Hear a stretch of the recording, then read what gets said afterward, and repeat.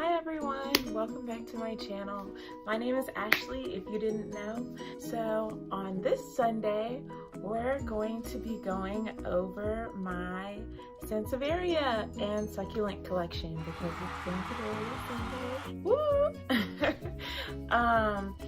But anyways, let's jump right in, starting with Sansevierias. So this is my Sansevieria cylindrica. Most Sansevierias are known as snake plants, mother-in-law's tongue. These are plants that usually don't need a lot of watering. Basically, they do need light though, because you can kill them. But the thing that you might kill them from most likely is overwatering, because it's easy to do. Next up is my Sansevieria Moonshine. Is he so cute? And he's got a little new growth. I hope this doesn't fall out. Can you see him? Right there. And this is actually another plant that I took from my parents' house. Don't tell them. But this is so cute, and I've never actually seen one in person until I realized it was sitting at my parents' house. I was like, hold up, wait. This is a moonshine. I don't even think they know what they have. Let me take a cutting. Or like a little piece. They have like a really big one in their bathroom, so I took a piece of that. And for my last Sansevieria, because I don't have many, I have more succulents than anything.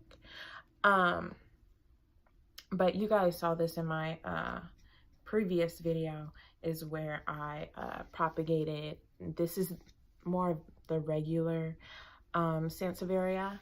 But what happens when you propagate this type of variegated Sansevieria is that it comes back mutated into the original gene that it was. So this growth right here, which is grown, because I recorded that video a couple weeks ago.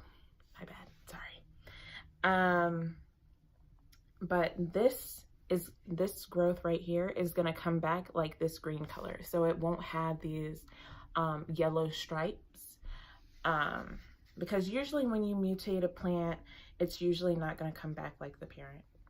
Unless it's, let's say I propagate this growth, when it gets older, it is gonna come back because it's gonna mutate itself, so.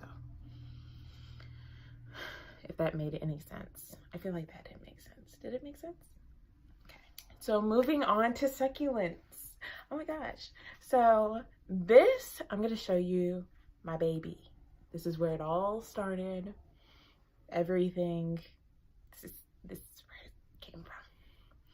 And he's a little beat up because, yeah. So over winter break, it's so long I go back to my parents' house for the holidays, for Christmas and everything.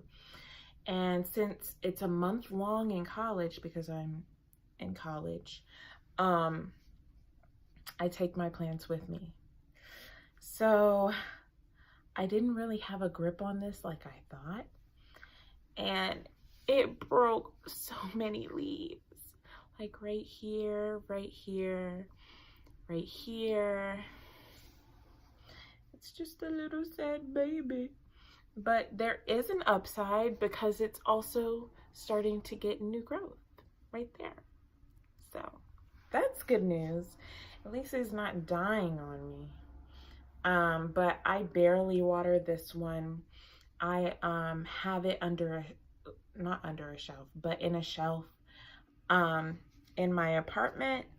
And it gets like mild light. Excuse me. It does not get like full bright sun. I noticed usually when you put aloes in full sun that they burn and they turn like an orange color, and it doesn't look good. So yeah. Next up, I'm going to show you another aloe, a baby aloe that I'm growing. I like to name my aloes. So this one's name is Al, the aloe.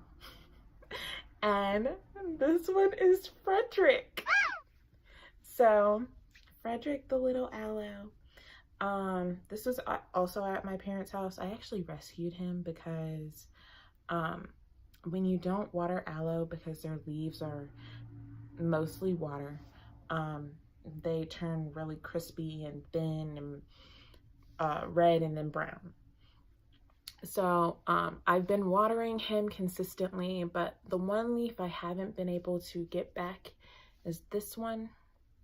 If you can see, it's still a little red in there, and it's thinner than all the other ones. Like this one is a thick, juicy one. So that one I know is full of water, but this one I may have to prune off. So next up, I'm gonna do my last aloe, but this is a different variation of aloe. This is a coral aloe, or at least that's what it said on the name tag. I got it from Lowe's.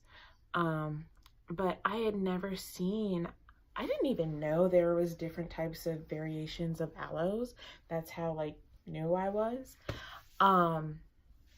So I picked this one up and I was like, oh my gosh, it's so cute. And it has like this little pink tip.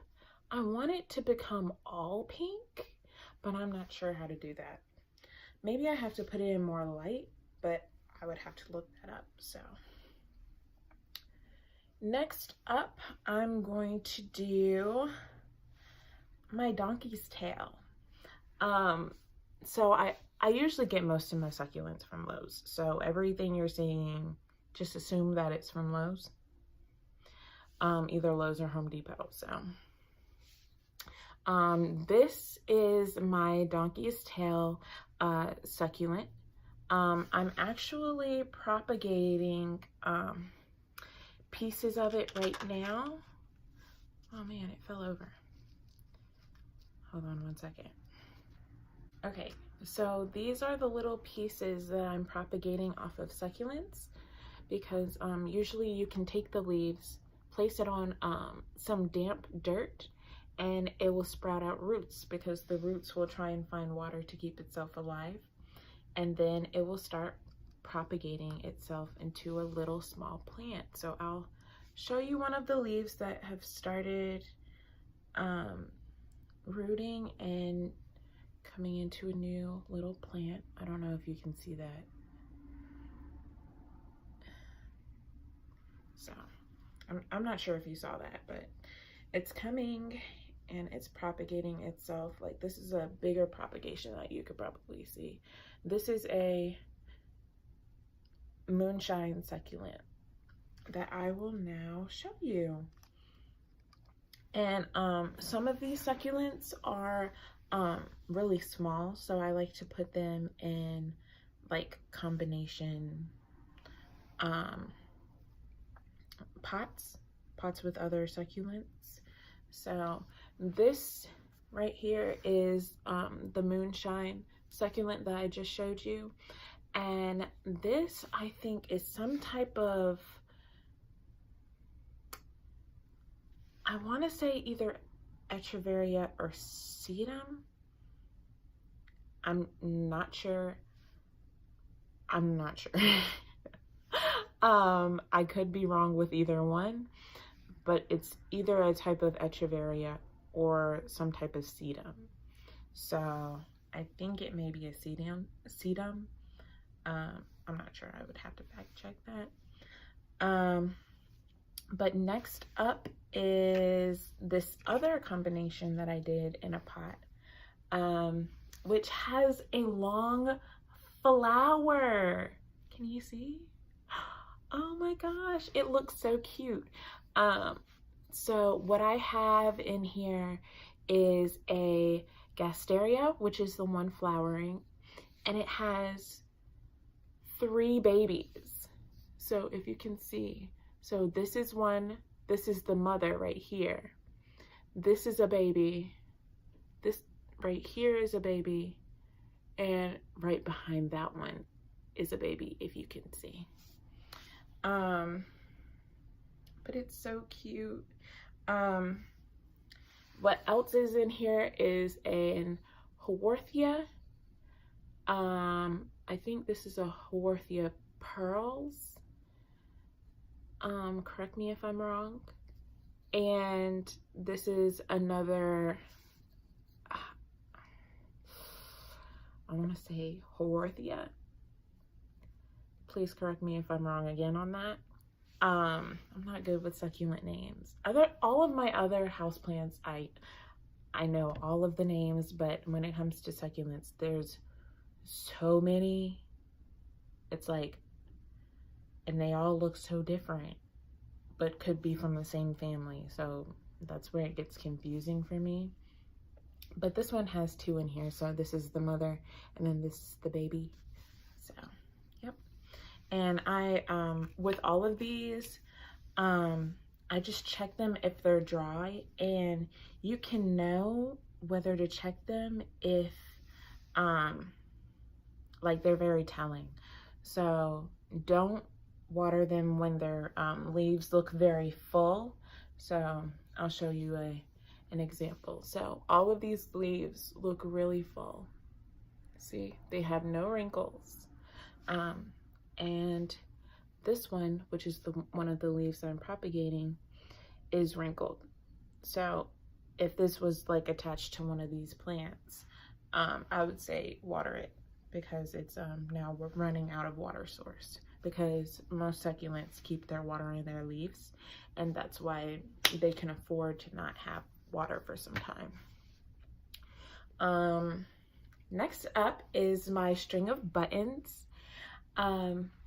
This has two variations of the string of buttons. I have a variegated string of buttons, so I have 1, 2, 3, and then this one broke off, so that one's a part of that. So technically I have 4, and then I have a regular string of buttons in the same pot. It looks so cute. I think this may be one of my favorites. Well, actually the next one is my favorite of all succulents.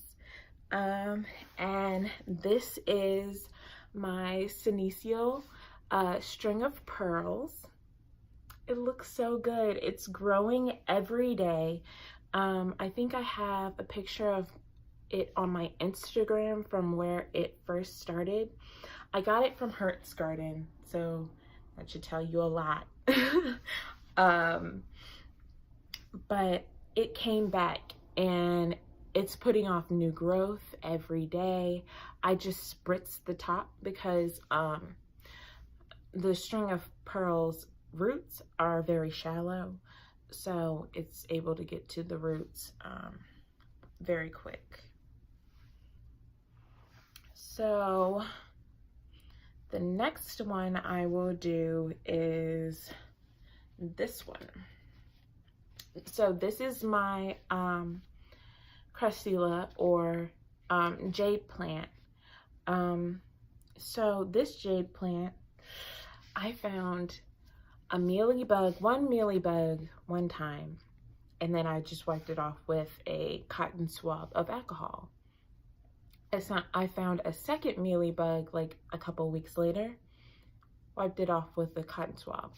I found a third mealybug, just one, because I checked the whole plant. I went crazy. And I spritzed the whole thing with Dawn and rubbing alcohol.